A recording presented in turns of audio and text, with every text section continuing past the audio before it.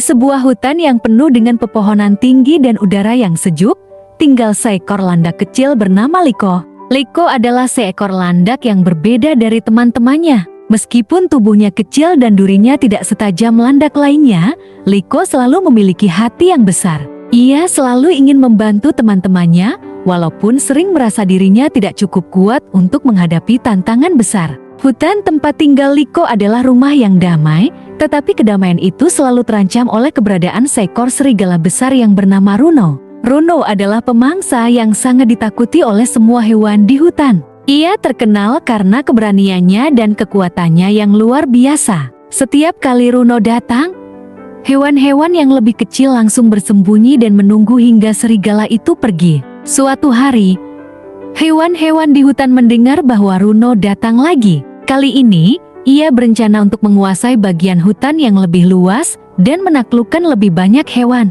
Semua hewan pun mulai panik. Kelinci, rusa, burung, dan bahkan si kuda besar semuanya terlihat cemas dan takut. Mereka berkumpul di sebuah lapangan terbuka untuk berdiskusi tentang apa yang harus dilakukan. Tetapi, tak seorang pun berani menghadapi Runo. Liko mendengar keributan dari kejauhan dan segera berlari untuk mengetahui apa yang sedang terjadi. Ketika ia tiba di lapangan, ia melihat semua hewan terlihat sangat takut. "Kenapa kalian semua tampak begitu cemas?" tanya Liko dengan suara lembut, berusaha untuk menenangkan suasana. "Runo datang, kita semua akan dalam bahaya," jawab seekor kelinci dengan suara gemetar. Tidak ada yang bisa menghadapinya, dia terlalu kuat. Liko memandang teman-temannya satu persatu. Meski ia juga merasa takut, ia tahu ia tidak bisa hanya diam saja. "Jangan khawatir, teman-teman," kata Liko dengan penuh keyakinan. "Aku akan mencari cara untuk menghadapi Runo." Semua hewan memandang Liko dengan ragu.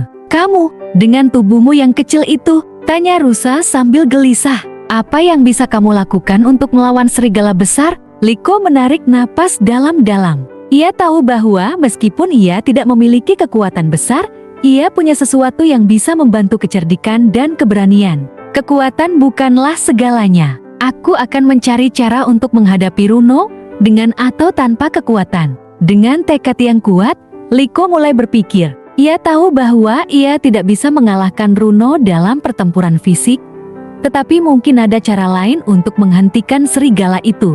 Liko mengingat beberapa jebakan yang pernah dilihatnya di sepanjang sungai hutan, tempat para pemburu sering beraktivitas. Ia berpikir bahwa jika ia bisa membuat jebakan yang cukup pintar, Runo akan terperangkap tanpa bisa melarikan diri. Hari berikutnya, Liko mulai bekerja. Ia menggali lubang kecil di bawah tanah dan menutupinya dengan ranting-ranting dan daun-daun kering. Lubang itu cukup besar untuk menampung Runo jika ia terjatuh ke dalamnya. Liko melakukannya dengan hati-hati, memastikan semua jebakan siap tanpa ada yang mengetahui rencananya. Saat sore tiba, Liko mendengar langkah kaki besar Runo mendekat. Serigala itu berjalan dengan tenang, mengendus tanah dan mencari mangsa. Tanpa disadari, ia semakin mendekati jebakan yang sudah dipersiapkan Liko.